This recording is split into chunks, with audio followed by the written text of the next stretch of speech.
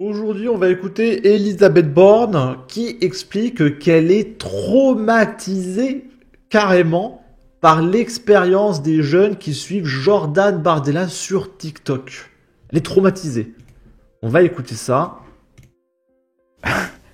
J'ai été traumatisé par l'expérience des jeunes qui suivent Jordan Bardella sur TikTok.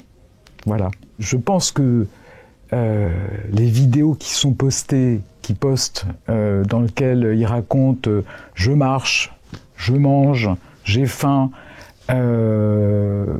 Du coup, on a l'impression qu'il est hyper proche de vous. Et malheureusement, il y a des jeunes qui votent pour lui après. Donc du coup... Donc là, elle parle de vidéos où Jordan Bardella mange un truc, où il se balade quelque part, etc. Et Elisabeth Borne est traumatisée parce que Jordan Bardella a l'air un peu trop humain. Alors qu'en réalité, Jordan, c'est un monstre. D'accord? Quand il se lève le matin, il mange des bébés vivants. D'accord? Et c'est choquant de voir qu'il se dépeint comme un être vivant qui mange et qui marche dans la rue comme tout le monde. D'accord? Redire que le sens de la politique, c'est pas qu'on est un gars qui a l'air d'être sympa et qui est votre copain et qui mange comme vous et qui marche comme vous, mais que ce qu'on attend d'un responsable politique, c'est qu'il fasse preuve d'empathie et qu'il comprenne votre situation. Alors venant de la première ministre du gouvernement Macron, j'ai juste envie de dire lol, j'ai même pas envie de commenter. Qu'il ait aussi des réponses sérieuses à apporter. PTDR. Voilà, je me dis qu'il y a quelque chose qui... Alors au passage, le RN a fait passer une loi récemment qui nous fait dépenser 5 milliards de moins à l'Europe. Donc voilà, le RN, comme solution, nous a fait gagner 5 milliards. Pendant que la gauche ne fait que de voter des taxes, des taxes, des taxes. Ils vont taxer les cigarettes électroniques, les sodas, l'eau. Ils parlent de taxer les chiens. Le taux du livret A et du LDD vont être réduits. Et vous allez voir, juste après, il y a une nouvelle taxe encore. Qu'il faut remettre à sa place. C'est que François Hollande le fait. Il n'y a pas de Jordan Bardella. J'ai vu ça. Oui, mais François Hollande, il mange pas des bébés vivants le matin, donc ça marche pas. Qu'est-ce que vous en pensez? Parce que Jordan Bardella, c'est les premiers exemples qui viennent, mais moi j'ai vu François Hollande... Promener son chien. Ouais, ou boire un café. Ouais. Enfin, je pense qu'il faut quand même qu'on redise... Enfin,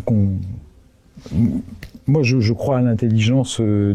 Je rappelle, on parle juste de vidéos de Jordan qui boit un café, qui se promène avec un petit chat, un petit chien.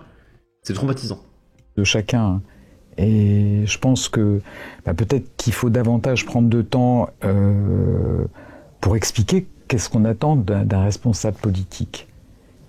Et oui, il faut qu'on fasse très attention à l'image qu'on peut avoir d'être déconnecté de ce que vivent les gens, que manifestement le Rassemblement national arrive à...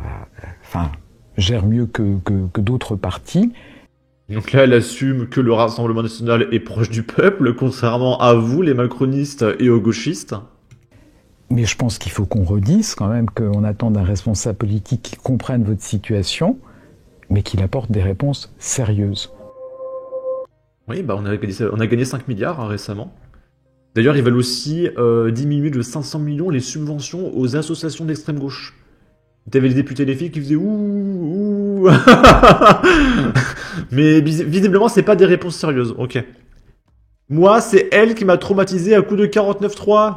Donc Elisabeth Borne a été plus traumatisée par les TikTok de Jordan Bardella que des dérives islamistes et antisèmes de LFI. La paille, la poutre. On préfère entendre j'ai faim et je marche que d'entendre 49.3, ça c'est sûr. 2 minutes sans sa vapoteuse et sans 49.3. Elle a battu son record. Ensuite, là, c'est une fake news de BFM TV. Ils n'arrêtent pas, c'est horrible. Présidentielle américaine, seuls 13% des Français souhaitent une victoire de Donald Trump. Donc 87% des gens sont avec Kamala Harris. Et BFM TV se prend une note de la communauté. Le sondage est un sondage en ligne, sur Internet, donc avec des chiffres difficilement vérifiables. D'autre part, la représentativité des sondés n'est pas faite selon leurs idées politiques, ce qui fait que cela pourrait très bien être le même camp idéologique qui a voté. Et du coup, dans un souci de pluralisme des opinions, donc on n'est pas sous un média de droite, hein, on est sous BFM TV, littéralement en commentaire, contre sondage. Il faut plus que 1007 personnes, parce que BFM TV a fait ce sondage avec seulement 1007 personnes, qui sont probablement issues des quartiers bourgeois de Paris. Et du coup, le mec fait un autre sondage, en tant que Français, vous préférez Harris ou Trump? Et il y a eu 3987 votes. Et il y a 95,7% des gens qui ont voté Trump. Alors, en tant que personnalité qu'on préfère, hein, là on voit que j'ai mis Trump, moi personnellement, je préfère Trump à Kamala Harris. Honnêtement, moi j'aurais peut-être préféré qu'il y ait un troisième candidat, sauf qu'en Amérique il n'y a que 2 candidats. Il n'y a pas d'autre alternative, c'est un peu dommage, mais si je devais choisir l'un ou l'autre, moi je préférerais Trump. Et là, il y a un autre mec qui fait également un sondage. Souhaitez-vous une victoire de Trump? Non, oui ou Balek? Et moi j'ai mis Balek. Mais il y a quand même 87,2% des gens qui ont mis oui. Avec 5300 votants. Donc c'est bizarre parce que les gens en commentaire montrent qu'il y a 90% des gens environ qui sont pour Trump, mais BFM, avec seulement 1000 personnes sondées, on sait pas d'où sur Internet, ils te font un article entier pour dire, regardez, Trump, il est détesté par 87% des Français, alors que c'est littéralement l'inverse. Donc est-ce qu'ils ont inversé les questions? Je sais pas. Mais quelle bande de menteurs, c'est affligeant. Et évidemment, l'ARCOM ne va pas agir. Je rappelle que BFM TV, ils ont droit à une antenne sur la TNT. Hein, l'ARCOM ne va rien faire.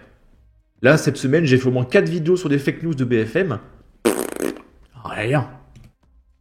Et du coup, je vous parlais d'une nouvelle taxe. Alors, c'est pas vraiment une nouvelle taxe. C'est qu'il y a des nouveaux radars qui vont sortir. On va voir l'article, c'est délirant, il faut qu'on voit ça. Ça charge. Donc regardez, ce nouveau radar, il nous coûte 46,3 millions d'euros. Pour protéger les Français, évidemment. Ils font que dépenser notre pognon, c'est insupportable. Donc 46 millions dans le but de rentabiliser en dépouillant les Français d'amendes. Et du coup, que va permettre ces nouveaux radars? Eh bien, ils pourront être en mesure de contrôler le téléphone au volant, le port de la ceinture ou encore le respect de la distance de sécurité entre 2 véhicules.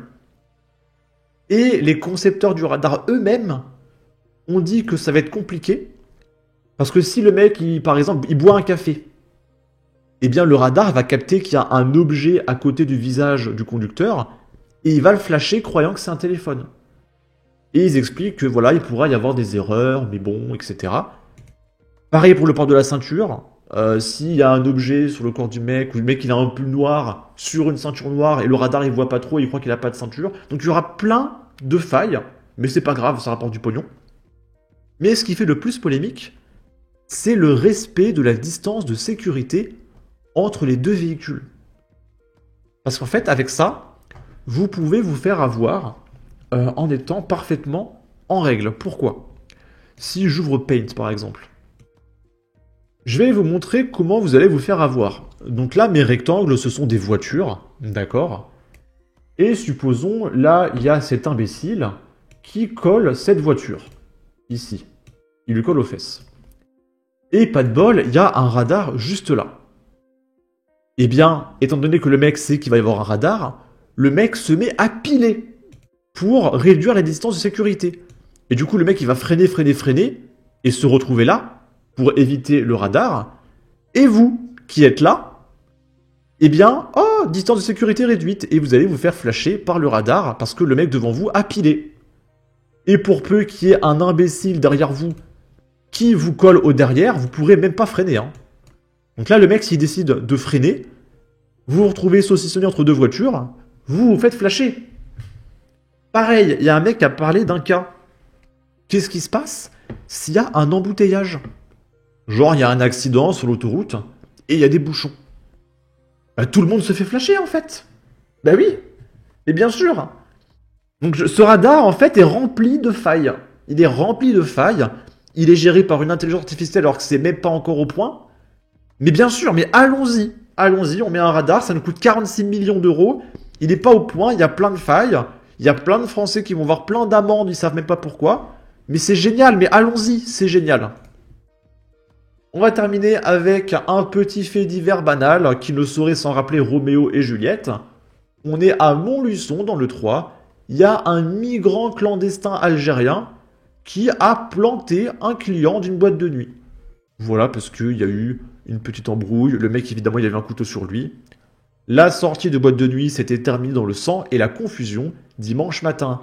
Un homme de 26 ans a été condamné hier à 1 an de prison avec mandat de dépôt par le tribunal correctionnel de Montluçon. Il a été reconnu coupable de violence volontaire avec arme. Donc en France, une condamnation pour violence volontaire avec arme, donc donner des coups de couteau, c'est 1 an. Et s'il se comporte bien, dans 6 mois, il est dehors. Et d'ailleurs, ils n'ont pas précisé 1 an ferme. Hein. Ça se trouve, il a 1 an de bracelet électronique avec prison à domicile. Hein. Donc le mec est peut-être déjà dehors.